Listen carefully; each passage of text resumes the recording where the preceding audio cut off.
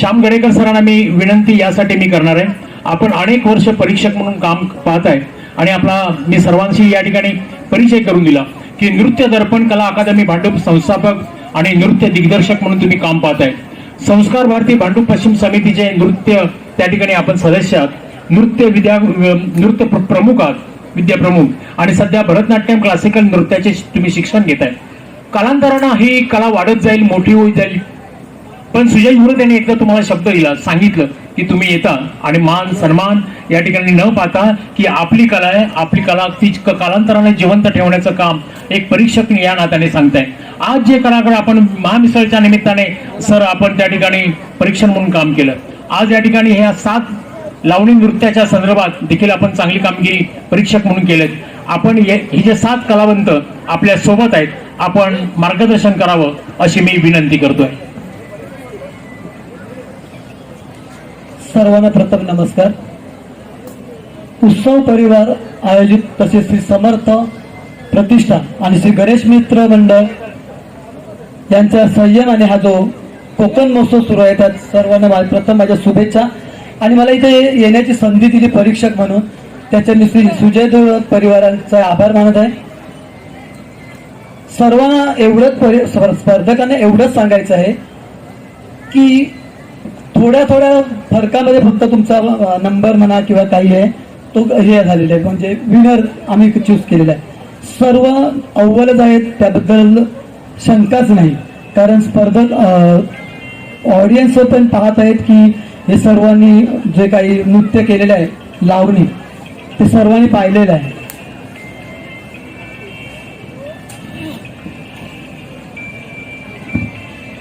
सर्वांना मी शुभेच्छा देऊन माईक गावडे सरांचा. सर, तुम्ही परफेक्ट एडिटरकडे निवेदन केलं.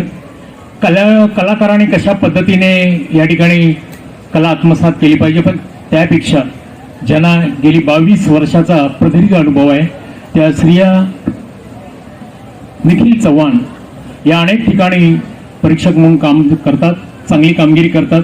त्यांचा बायोडाटा मी तुम्हाला वाचून दाखवलेला आहे. त्यांचाही सन्मान आम्ही 10 डिसेंबरला करणार आहोत. पण मी श्रेय मॅडमला विनंती करतोय, आपण अनेक स्पर्धांमध्ये जाता आणि 26व्या कोकण महोत्सवाच्या निमित्ताने आपल्याला काय अनुभव आला आणि आपल्या कलाकारांना काय आपण मार्गदर्शन कराल, मी श्रेय चव्हाण यांना मी विनंती करतोय आपलं मनोगत व्यक्त करावं आणि कलावंतांना आपण या ठिकाणी मार्गदर्शन करावं.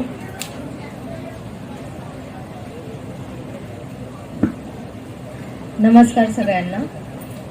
कोकण महोत्सवानिमित्त जी स्पर्धा सुजयभाईंनी घेतलेली होती त्याचा आज फायनल राऊंड आहे. म्हणजे मिसळ महोत्सवमध्ये ही स्पर्धा प्रथम फेरी झाली, त्यानंतर सेकंड फेरी ही इथे झाली. मिसळ महोत्सवमध्ये हा 7 जणींना मी निवडून आणलेलं होतं आणि ह्या अप्रतिम डान्सर होत्या. आणि त्यात काय झालं माहिती का, आता पारंपरिक नृत्य आहे, तुम्हालाही बघावं मिळावं म्हणून सुजयभाईंनी हा सेकंड राऊंड इथे ठेवला. तर तुम्हाला कसं वाटलं ह्यांचा परफॉर्मन्स बघून? Very good. म्हणजे आत्तापर्यंत तुम्ही नॉर्मल रेकॉर्ड डान्स, पिक्चरची गाणी ह्याच्यावरती परफॉर्मन्स काल पाहिला आणि आज पारंपरिक लावणी नृत्यावरती तुम्ही परफॉर्मन्स पाहिला. रिझल्ट क्लिअर आहे. मुलांना शिकण्यासारखं फार आहे. मी नेहमी सांगत असते की तुम्ही शेवटपर्यंत शिकत राहा. शिकलात तर तुम्ही बेस्ट परफॉर्मन्स देऊ शकता. बाकी रिझल्टवरती आहे, फार काही बोलण्यासारखं नाही आहे. त्या दिवशी बोलून झालेलं आहे माझं. Ram, very good. कळलं का? म्हणजे तो मुलगा असून सुद्धा फार म्हणजे नजाकतमध्ये नाचला, ह्याचं कौतुक आहे. एक्सलेंट. आणि अशीच प्रगती करत जा आणि तुमचंही नाव इतिहासाच्या पुस्तकामध्ये माझ्यासारखा फोटो येऊ दे अशी मी ईश्वरचरणी प्रार्थना करते. धन्यवाद. आता सगळ्यांची उत्कंठा आणि दिल की धडकन आतापासून सुरू झालेली आहे. 2 उत्तेजनार्थ आणि तृतीय, द्वितीय आणि प्रथम पारितोषिक. सुजय धुरत यांनी सांगितलं 10 डिसेंबरला आपली जी सांगता होणार आहे त्या पारितोषिक वितरण सोहळ्याला या सर्व स्पर्धकांनी यायचंय. पारितोषिक वितरण सोहळा 10 डिसेंबरला होणार आहे, लक्षात घ्या. आज आणि मी ज्यांचा नावाचा उल्लेख करेन आणि कोणत्या पारितोषिकेला आपण पात्र ठरलेले आहात हे देखील सांगितलं जाईल आणि आपण अगदी सेंटर पॉइंटला यायचंय. मग मायबाप रसिकांना विनंती करतोय, अतिशय चांगल्या पद्धतीने परीक्षण या ठिकाणी करण्यात आलेलं आहे. आपण तो कलाकार तिथे पुढे आल्याच्या नंतर त्याचं कौतुक टाळ्यांच्या गजरात करायचंय, लक्षात घ्या. ओके. उत्तेजनार्थ पारितोषिकेच्या मानकरी ठरलेल्या आहेत आज्ञावारी. काय कमी पडतायत? उत्तेजनार्थ पारितोषिकेच्या दुसऱ्या मानकरी ठरलेल्या आहेत पनवेलच्या उर्मिला धुरत. आणि 26व्या भव्य कोकण महोत्सवाच्या निमित्ताने लावणी नृत्य स्पर्धातील तिसऱ्या क्रमांकाच्या मानकरी पण तिसरा क्रमांक ज्यांनी प्राप्त केला तो कल्याणचा राम भसने.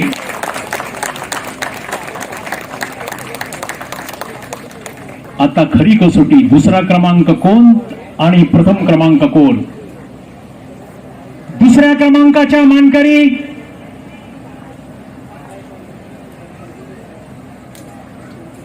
कोण असू शकते, सांगू शकाल? चला तुमची चॉईस. नाही, 2 नंबर विचारतोय, द्वितीय क्रमांक.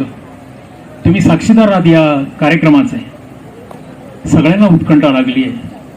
आपण प्रमाणपत्र देणार आहोत, सन्मानपत्र देणार आहोत आणि त्याचबरोबर पारितोषिक देखील देणार आहोत. लक्षात घ्या. द्वितीय क्रमांकाच्या मानकरी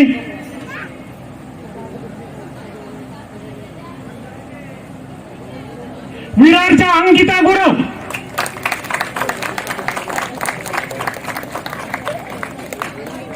आता प्रथम क्रमांक. ऑडियन्स मला आवाज द्याल तुम्ही, पहिल्या क्रमांकाचा कोण असेल सांगा बघू. देवचा गौरवलो आवाज येता. बोला बोला प्रथम. चला ऑडियन्स मला द्या, म्हणजे तुमचा आवाज असेल ना तर मग या ठिकाणी श्रेया चव्हाण आणि श्याम गडेकर सरांनी जी निवड केली आहे ती अचूक असेल. चला ऑडियन्स कडनं मला रिस्पॉन्स हवाय. जरा प्राचीसाठी जरा हात तुम्ही वर करा, नंतर मी दुसरा सांगतो. प्राची करते बघू जरा फोटो वगैरे. प्राची तू लालबागवरून ही माणसं आणलंस काय गो? असं पहिलं सांग. नाही राजन सांगता म्हणा. बरं आणखी कोण? जरा मला थोडस ऑडियन्स परत जरा प्राचीला हात दाखवा बघू. प्राचीसाठी काय रिस्पॉन्स मिळतं? ओके, जरा खाली आत या. आता दुसरा आता तुम्हाला वाटतंय की ती कडक लढाई झालेली आहे. आता त्यांच्यासाठी हात वर करा बघू. किती जण आहे? एक पण नाही. मग आमच्या निवड समितीने केलेली निवड तुमच्या मनातली निवड नाही. लक्षात घ्या. तुम्ही संपूर्ण सगळे हात वर करून तुम्ही फेल गेलात. प्रथम क्रमांकाच्या मानकरी लालबागच्या प्राची मोहिते.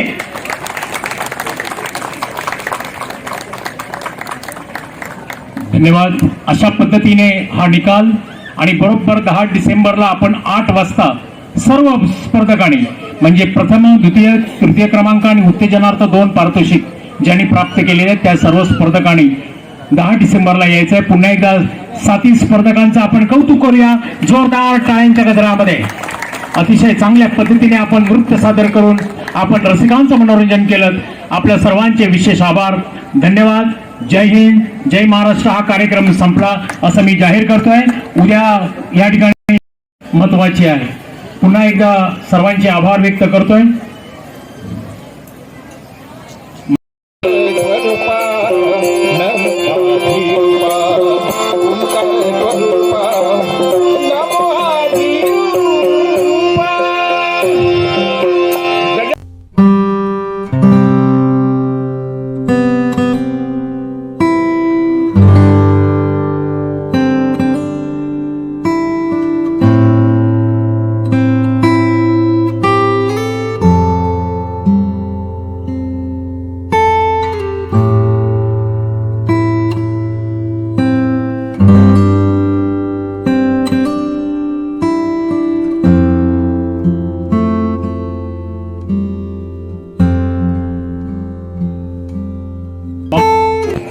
याला कारण फक्त तेच आहे. कित्येक दिवस झाले पण अजूनही आमच्या सदनापर्यंत ते आले नाही. अगदी घरगुती सारखं यांची भार्या म्हणून एकसारखी मी आनंदाने आहे. एका वीर पुरुषाची पत्नी होण्याचं भाग्य माझ्या नशिबी आलं. पण तरी सुद्धा दुःख मात्र एका दृष्टीचं वाटते की ते माझ्या समवेत नाहीये. हो, आणि म्हणून या गोष्टीचं दुःख वाटते. पण म्हणतात ना, मुलं झाली ना की आपल्या नवऱ्याकडचं प्रेम कमी होऊन मुलांकडं प्रेम वाढलं जातं. आणि माझ्या जीवनात तेच झालं. जरी का असं असलं ना तरी सुद्धा सवती मस्तर मात्र मी मुळीच ठेवला नाही. लग्न अगोदर वाटलं होतं मला की हा सवती मस्तर करून काहीतरी याच्यातून मी निष्पन्न करेन. जेव्हा यांचं दुसरं लग्न चित्रांगता यांच्याशी करण्याचं ठरविलं त्यांनी आणि हे जेव्हा मला कळलं ना तेव्हा सुद्धा याला विरोधही मी केला, पण काही उपयोग झाला नाही. तरी सुद्धा त्याने आपल्या मनाला वाटेल तेच केलं. मला वाटत होतं कुठंतरी सवती मस्तर जागृत करावा, केला सुद्धा पण त्याचा उपयोग झाला नाही. पण आज मात्र ही न करता अगदी तिच्या बरोबर आनंदानं सुखानं संसार करते. अगदी ती सुखानं माझ्या समोर आहे. अगदी मस्तर मात्र कधीही माझ्या बाबतीत केलं नाही आणि आजही करत नाही. फक्त मुलाकडे बघून, हो मुलाकडे बघून आलेला एक दिवस घालवण्यासाठी आम्ही तयार होतो. आणि आजही फक्त माझा लक्ष लागलाय तो त्याच्याचकडे लागतो. मला माहिती तो सुद्धा येणार आहे. हो पण तरी सुद्धा माझं मन फक्त चारी बाजूला ओढ घेत.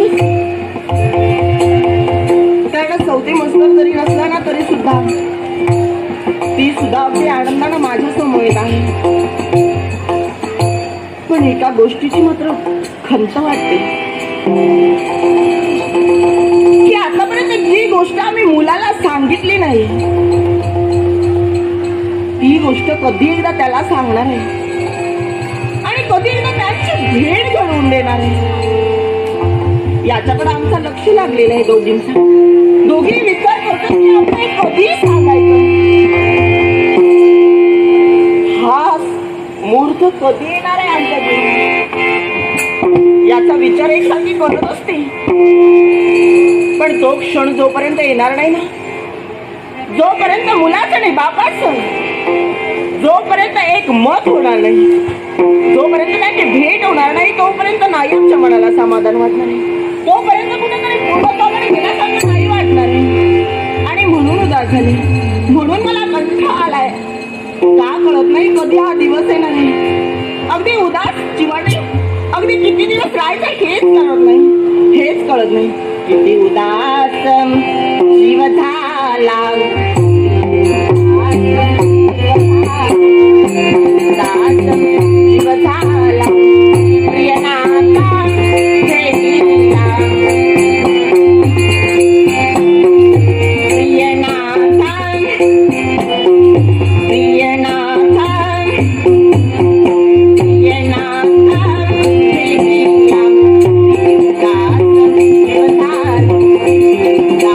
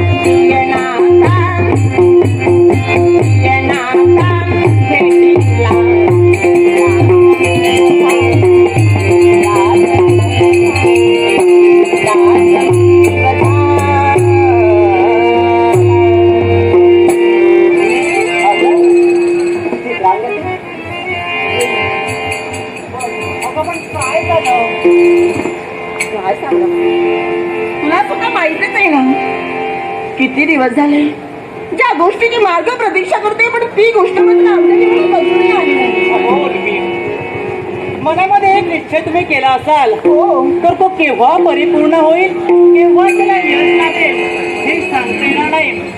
आणि म्हणूनच आपलं जीवन म्हणजे काय आहे? अहो, सुख आणि दुःख आहे. बरोबर. जर प्रत्येकानं सुख भोगलं तर मला सांगा दुःख कोण बघणार? आणि जर समजा दुःख वेगळं तर सुखासाठी जे आपण झटतो त्याचा उपयोग काय झाला असेल? मला माहिती आहे.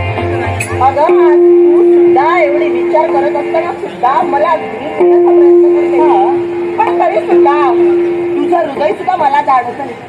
तू सुद्धा किती मनानं हळवी आहे हे सुद्धा मला कळतंय. आतापर्यंत चौथी मस्तर मी तुझ्या जीवनात केला होता, पण तरी सुद्धा तू माझ्या जीवनात मात्र चौथी मस्तर कधी जागृत केला नाही. आपल्या सारा आठवते ग मला. केलेला चुकीचा पश्चातापही मला होतोय आता. सारं काही सांगते. अगदी नीट वागण्याचा प्रयत्न सुद्धा करते, पण माझ्याकडे नाही होतंय ते. मागील आपला जीवना प्रवास पाहिला असेल तर खरोखरच एक आगळा वेगळा जीवन प्रवास आपला आहे. बरोबर. आणि त्याच आगळ्या वेगळ्या जीवन प्रवासामध्ये आज खरोखर साथ लाभले ते आपले. मलाही माहिती, खरोखरच हा आमचा जीवन प्रवास आहे ना कुठं तरी सुखमय होतोय. म्हणजे माझ्या आयुष्यातील दुःख तुला दुःखामध्ये कुठं तरी निर्वळ मला भेटली असेल तर ती केवळ आपल्यामुळे आहे. आतापर्यंत तुला दिलेलं दुःख याची जाणीव जरी मला असली ना तरी याच्या पुढे मात्र त्याची उणीव तुला मी नाही वाचू देणार आहे. याच्या पुढे मात्र असं नाही वागणार आहे. आपण जे काही करत आहोत ते वर्तमाना काळात आहे, पण भविष्याची चिंता, भविष्याचा वेध लागला तर खरोखरच मग कसं घट्ट बनतं. आपल्या बाळाचं, मला माझ्या बाळाचं काय होईल? तू जरी बाळाला जन्म दिलास ना तरी सुद्धा त्याला कडी खांद्यावर मी सुद्धा खेळवलंय. जरी त्या बाळाला पोटच्या पोटात मी माझ्या जन्माला घातलं नाही, मी माझ्या उदरी वाढविलं नाही, तरी सुद्धा त्याच्यावर संस्कार मी केले. अगदी त्याच्याबरोबर आनंदाने खेळणी बागडली. आईचं प्रेम मी त्याला दिलंय, त्यानं मला मुलाचं प्रेम काय असतं हे जाणून दिलंय. खरोखरच. आणि म्हणूनच मलाही त्याचीच काळजी. पण आपल्यापर्यंत त्याची भेट त्याच्या बाबांसमवेत करून देत नाही ना तोपर्यंत नाही दोघांच्या जीवनाला काही अर्थ नाही. भगवान चंद्राच्या कलेप्रमाणे वाटतोय. प्रत्येक दिवस आला की माझ्याप्रमाणे फार संकट होतं. जसा जसा तू लहानाचा मोठा होतोय ना तसे तसे विचार मात्र आमचे वाढू लागले. कारण प्रत्येक दिवसाला त्याचा हाच प्रश्न असतो आणि त्या प्रश्नाचं उत्तर आज नाही उद्या देईन, उद्या नाही परवा देईन असं प्रत्येक वेळी त्याला सांगतो. किती दिवस हे चालणार आहे? एक दिवस त्याला सत्य कळणार नाही सांगू शकत आपण त्याला नाही सांगू शकत. अगदी त्याला एक ना एक दिवस तरी सत्य सांगावं लागलं आणि सत्य हे कळणार आहे. कारण सत्य कधीही माझ्या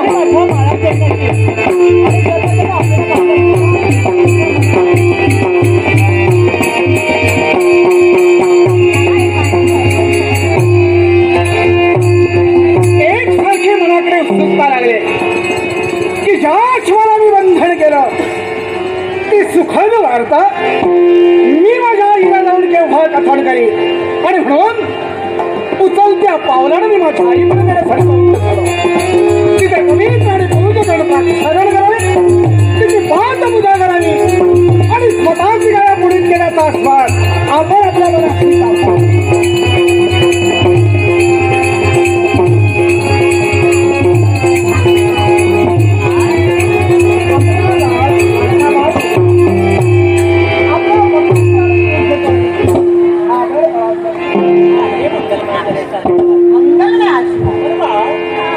एवढा विलंब कशासाठी?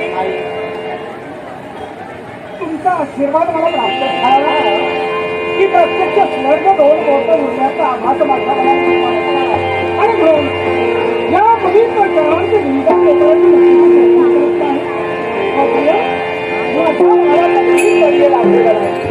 आज मी माझ्या कर्तव्यापासून कधी वंचित झालेलो नाही. आणि आज तर मी त्या कर्तव्यापासून आणि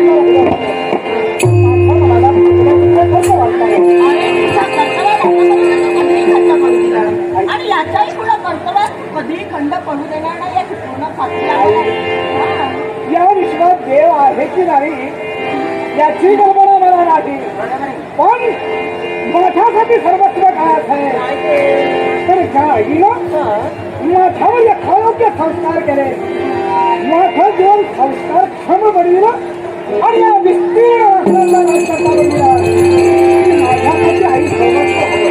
आणि म्हणून त्या आशीर्वाद एकच तुम्हाला सांगायचं,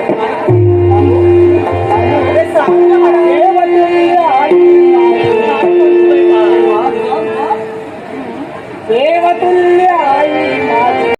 त्यांच्याशिवाय या जगात अजून कोणती योग्य नाही. आई 11 दिवसाचं महाभारत युद्ध झालं ना ते पांडवच जिंकले आणि तू म्हणतोय की त्यांच्याशिवाय कोण जिंकले आहेत का? नाही. कोण निवडता येत आहे? पांडव कदाचित कौरवेश्वरांवर विजय प्राप्त करू शकले असतील, पण आई शस्त्र विद्येत मला तूही निपुण करण्यासाठी प्रवृत्त झाले. तोपर्यंत माझा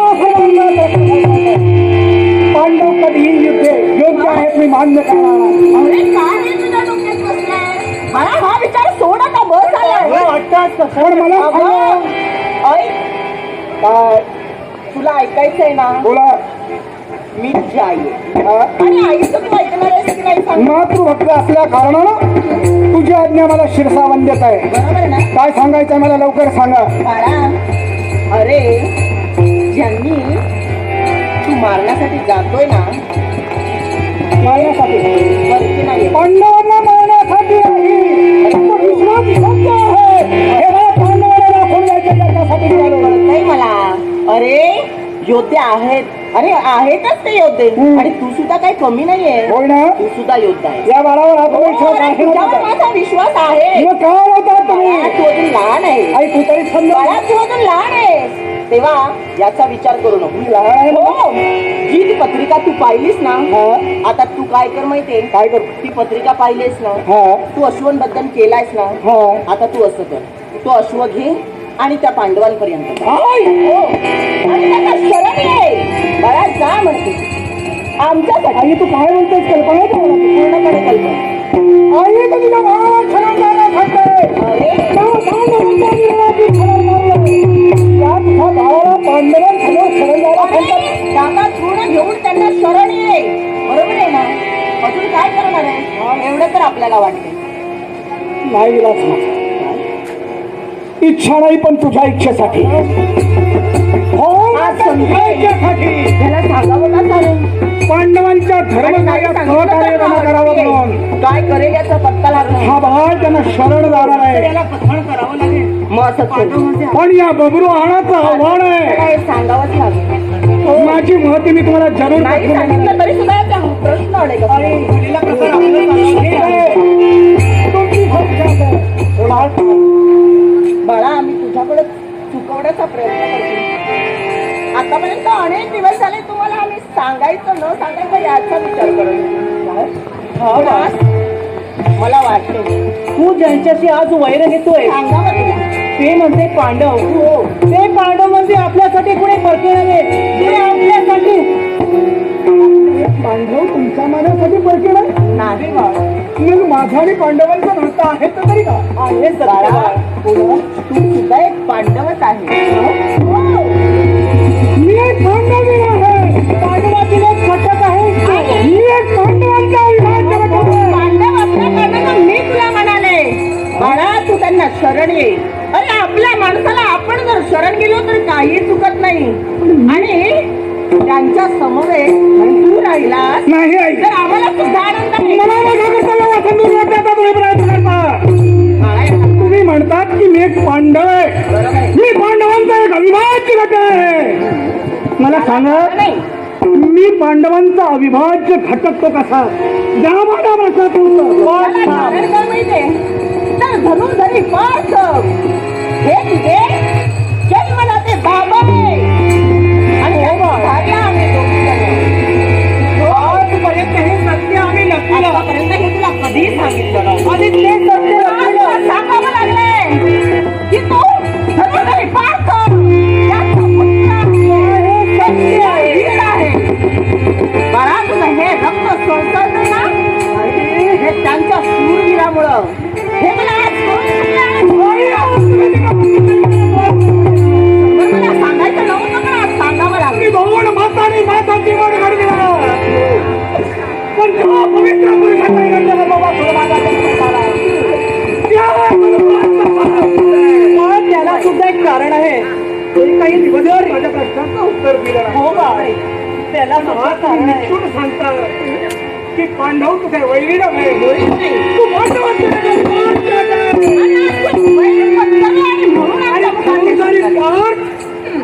ही माझी जन्मरात्री बरोबर आहे.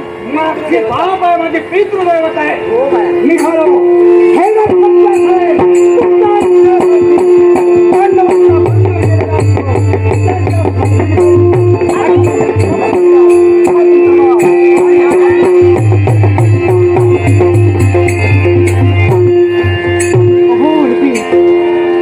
काय म्हणा ज्या प्रसंगाची आपण एकसारखी एक निश्चितीने वाट लावत होतो तोच माझ्या आयुष्यातील हा महाभयंकर प्रसंग आज घडला.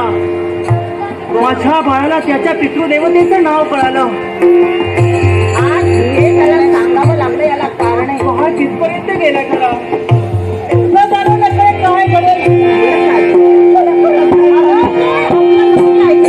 त्याला आपण सांगितलं ना की शरण जा म्हणून तो नक्कीच शरण जाईल. काही काळजी करू नका. त्यांचं आत्मबंधन केलेलं त्यांना देईल आणि शरण येईल. काही काळजी करू नका. त्या पराक्रमावर असा विश्वास आहे. पण सगळं आपण विश्रांती करू. आपल्या प्रसंगाला आपल्या काही काळजी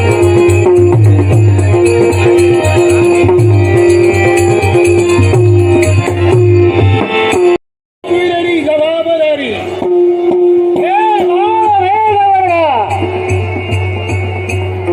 अश्वाचा सांभाळ करायचा. अश्वाचा कुठे काय करताय याची योग्य जबाबदारी तुझ्या माथी देत आहोत आणि त्याचा श्वाचा माघारी असताना अश्वाने आपल्या चालण्याला गतीला प्रेरणा दिली आणि त्या अश्वाला पुढे गेलो आणि तेच अश्व दिसेन असं झालं. एकसारखं त्या अश्वाला शोधत आहे. अश्व गेला कुठे त्यानं मार्ग का बदलला तो वेग का वाढवला त्याच्या वेगाची प्रतिमर्यादा अशी का वाढली याचा एकसारखा प्रश्न माझ्या मस्तकाच्या ठिकाणी भेडसावतो आहे.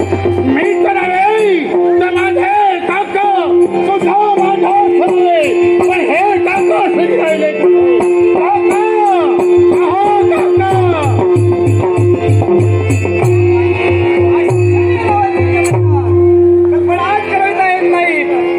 एक सारखं निरीक्षण करतोय मार्गाला मार्गक्रमण करतोय. कोण तो याज्ञिक अश्व पांडवांकरवी सोडला गेला पण झालं ते काय तोच अश्व एक सारखा दिसेनासा झाला आणि म्हणूनच सारे पांडवीर एक सारखा त्याचा शोध घेत आहेत पण अजूनपर्यंत तो अश्व आम्हाला दिसेनासा झाला नाही. हे मेघवर्णा अश्वाचा सांभाळ करत असते एकी चालण्यात पुढे जाणे त्या अश्वाने आपली चाल बदलली आणि अश्व दिसेल असं झालं. तो सांगा ते अश्व तुम्हाला कुठे सापडलं का? मेघवर्णा म्हणजे ज्या अश्वाच्या शोधार्थ आम्ही एकसारखा इकडे तिकडे भटकतोय तोच अश्व तुमच्या सुद्धा दृष्टी क्षेपात येत नाहीये. आणि सरकारने एकसारखा विचार करतो आहे मला माहित नाही पण तुमच्या तरी दृष्टीचे अश्व गेला तरी कुठं मग ऐका हे मेघवर्णात एवढ्याच नव्हे हे सारे पांडव वीर हो शोधा एक सारखा अश्वाचा शोध घ्या आणि जिथं दिसेल तिथे बंदिस्त करण्यासाठी तत्पर व्हा. पण काका पार्थ आधोबाणी सोपविलेली जबाबदारी रित्या पुनश्च काय पण पार्थ आधोबांपर्यंत गेलो तर सांगा काय उत्तर आपण देणार त्यांना? बरोबर आहे तुमचा म्हणणं पण असं जरी असलो तरी सुद्धा ही जबाबदार पार्थ काकांना सांगण्यासाठी आपल्याला तिथपर्यंत जाण्यासाठी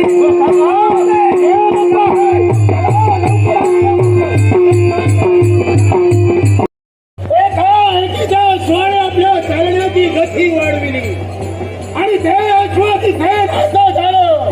अश्वाने धावून निघालं आणि ते उंचावरून ठेवलेलं. हो त्या अश्वाच्या मागोमाग आमचे कैकवीर हो त्याच्या मागोमाग धावू लागले. पण तोच अश्व एकसारखा दिसेल असा झाला आणि आमच्या दृष्टीक्षेपात अजूनही पडत नाही तो. जो आम्ही अश्व सोडलाय त्या अश्वाने गती प्राप्त केली पण तो अश्व एकाएकी नाहीसा झाला. पण मेघा वर्णा ऋषिकेच्या बाबतीत मी समजू शकतो पण मायावी विद्येत तू प्रवीण आहे. अरे उंच भरारी ब्राह्मण या विश्वाच्या ठिकाणी अश्व कुठे गेला असेल हे ओळखण्याचं सामर्थ्य तुझ्या अंगी असताना तुझ्या बाबतीत ही गोष्ट चौघांना निरीक्षण केलं.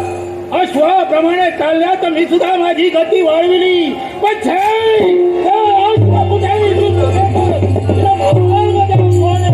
म्हणजे तुझी मायावी विद्या सुद्धा बोलत ठरली. होय महापराक्रमी तू आहे बरोबर आहे. अर्थात तुझ्याही बाबतीत अपयश घडलं गेलंय. आश्चर्य वाटतंय पण या क्षणाला आता आम्ही सुद्धा तोच विचार करतोय. तुम्हाला मार्गदर्शन मी करावं म्हणून या छावणी दरबारापर्यंत आपण आला आहात. कारण तुमची सर्व जबाबदारी माझ्या मस्तकी आहे. पण पांडव हिरव या क्षणाला तुम्हालाही मार्गदर्शन करण्यास मी असमर्थ आहे. मग सांगा कुठं गेलाय सांगण्यासाठी मी तत्पर होऊ शकत नाही. आता मला एक सांगा आमचे मार्गदर्शक म्हणून तुम्ही आज होणार. मग आज जर का तुमच्या जवळ जर का याचा उत्तर नसेल तर मला सांगा अहो या निराशेचं कारण याच्या यशाचा किरण आम्हाला कोण दाखवणार आहे. तू अरे गोपाल कृष्णाने वेळोवेळी आम्हाला मार्गदर्शन करण्यासाठी तत्पर झाला. पण याच्या पुढं मार्गदर्शन कोण करणार असेल तर चंपावती नरेश पुष्पदल ते आपल्या अर्थात आपल्या छावणी दरबारात आमच्या समेत आम्हाला सहकार्य करतायत. त्यांच्या मार्गदर्शनाखाली याच्या पुढे असण्याची जबाबदारी त्यांच्या मार्गदर्शनाखाली पूर्ण करा. हे गोपाल कृष्णाच्या मुखातून निघालेले शब्द आहेत. अर्थात त्यांचं मार्गदर्शन आपल्याला मिळालं कारण अश्व कुठं गेलाय हे आपल्याला कळणार आहे. अर्थात त्यांची विनंती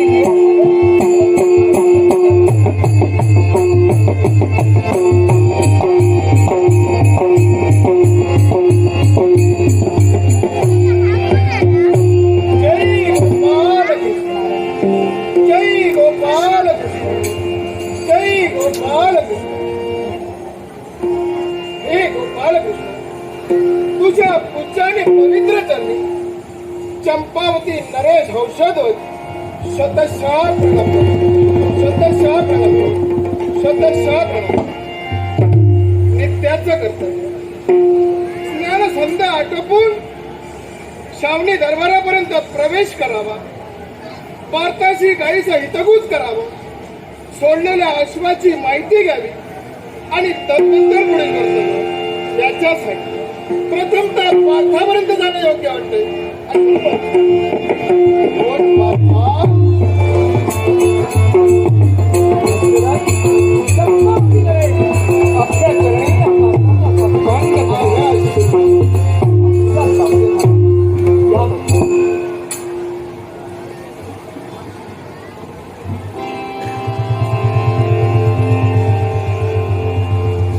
मेघवर्णा पहारी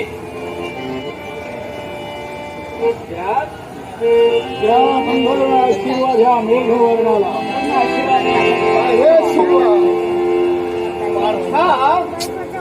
मनी शंकेची पाल चुकचुके हो तुमच्या बाबतीत आणि कारण कोणतं असेल. माझं येणं थोडस लवकर तर झालं नाही ना.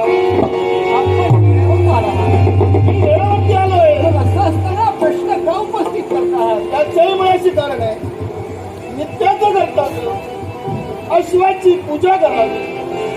अश्व चौथ्या दृष्टीने सोडावा असं असताना त्या अश्वाच्या रक्षणार्थ हे दोन वाढवे ठरलेले आहेत.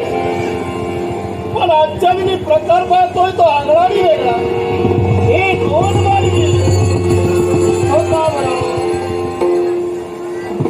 नरेश आणि कारण कारण बोलतो आपले मार्ग प्रतिष्ठा आम्ही करत होतो मला कारण अश्वाच्या पुढ्याला मी केलं अश्वाची रक्षणाची जबाबदारी या दोघांच्या मस्तकी असल्यामुळं अश्वाच्या पाठीमागे हे दोघे वीर होते पण या क्षणाला यांचं म्हणणं असेल की अश्व एकाएकी अश्वाने गती प्राप्त केली आणि अश्व नाहीसा झालाय अर्थात या साऱ्या भौगोलिक परिस्थितीचा विचार केला असेल तर आम्हाला ज्ञात नाही वेळोवेळी त्या भगवंताने मला मार्गदर्शन केलं पण याच्या पुढची जबाबदारी आपल्या मस्तीची केल्यामुळं याच्या पुढे मार्गदर्शन आपण करणार आहात याच्यासाठी आपली मार्गदर्शन आम्ही करणार यांच्या प्रश्नाचं उत्तर देण्यासाठी पार्थ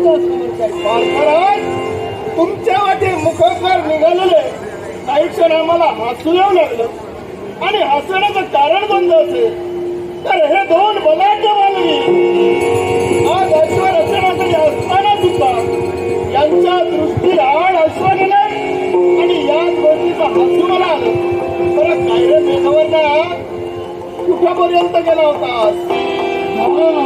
अश्व सोडलं त्यावेळी अश्वाच्या मागावर जात असताना अश्वाने आपल्या चालयाला गती दिली आणि त्या अश्वाने निरीक्षण केलं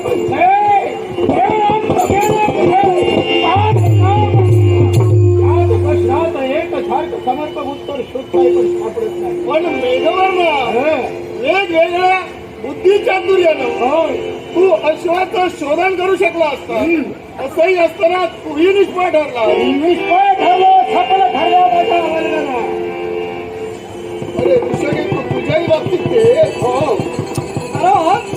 ज्यावेळी अश्व सोडीला गेला अश्वाच्या मागोमाग सारे पांडव वीर होते पण ज्याप्रमाणे मेघवर्णानं कथन केलं त्याचप्रमाणे अश्वानं अचानक वेग धरला आणि तो अश्व नाहीसा झाला झालं ते बरं झालं झालं ते पुष्कळ बरं झालं बोलण्याचा भावार्थ येतो आतापर्यंत पांडवांनी आपल्या पराक्रमाच्या वल्गनाच नव्हे तर सारे पराक्रम अगदी भारतभर पसरले एवढं असताना सुद्धा आता जर का तुम्ही अश्वाच्या मागावून गेला असता तर झालेल्या पराक्रमांवर पाणी फिरलं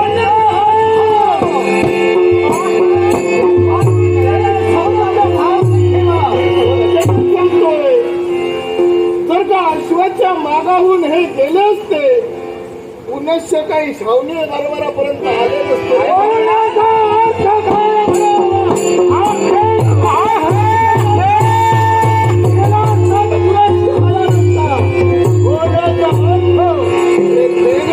बऱ्याच वल्गना करतोय पण ज्याप्रमाणे मी शब्द भेटतोय त्याप्रमाणे तुझे पायातील लता लता कापू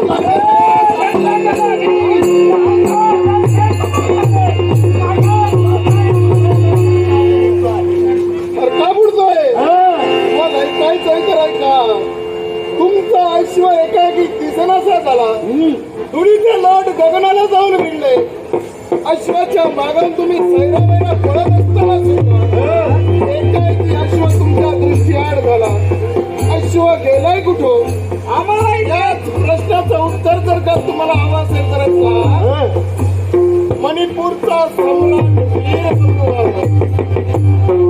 मणिपूरचा सम्राट वीर बब्रुवाहन यांनी तुमच्या अश्वाचं बंधन केलं म्हणजे तेव्हा मी तर असं म्हणेन काय म्हणायचंय तुम्हाला आता अश्वाचा विचार तुम्ही करू नका काय म्हणाला गेला तो गेला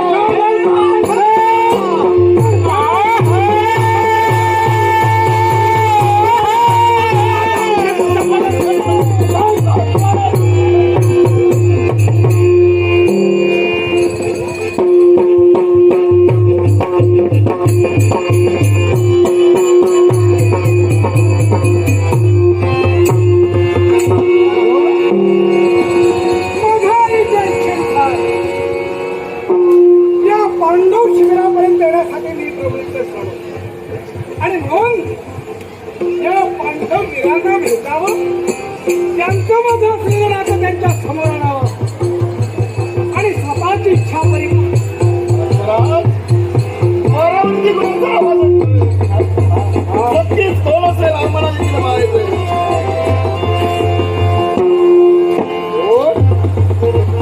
मणिपूर सम्राट बबलूवान स्वागत आहे आपलं. आमचं स्वागत करण्यासाठी आपण समोर आला. नावाने तुम्ही मला ओळखता. क्षमा करा, मी आपल्याला नाही ओळखत. माझी ओळखी हौसा ध्वजाची माझ्या देहाला हौसा ध्वज आपल्या देहाला पांडव कटकाटीने अवघात बसलेल्या हौसा ध्वज माझ्या स्वागतासाठी या पांडव शिबिराच्या प्रवेशद्वारावर येण्यासाठी पांडव शिबिरात प्रवेश द्वारावरती तुम्ही का प्रवेश करते का? मी या पांडव कटकात प्रवेश करता होऊन प्रवेश करते. माझी सर्वांना ओळख यावी अशी परीक्षा असते. मला आनंदाला पांडव शिबिरात प्रवेश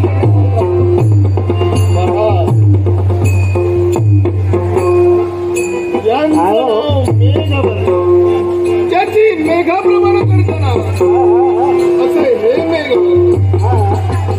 त्यांना कधी मी पाहिलं नाही.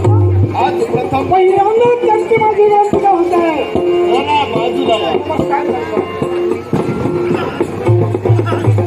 हा बालवी ज्याच्याकडे पाहिल्यानंतर त्याच्या सर्वांगासमोर एक चैतन्य आम्हाला दिसतंय.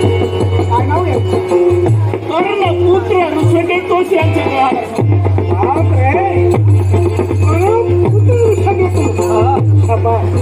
नमो नमः नमो नमो नमः नमो नमः. अजून जरा इकडे या. ज्यांना अजान भाऊवर ओळखलं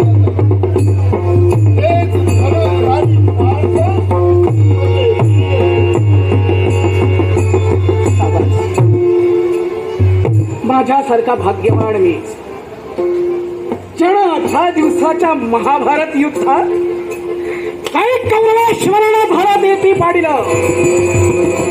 हा म्हणता अजस्र बाहू म्हणून ज्यांची ख्याती या विश्वाच्या ठिकाणी गायली गेली ते माझे पिताच होय धनुर्धारी राजसिंहासनावर अधिष्ठित झाले. अर्थात माझ्या पितृदेवतेचा सन्मान राखण्यासाठी आणि त्यांचा शुभाशीर्वाद प्राप्त करून घेण्यासाठी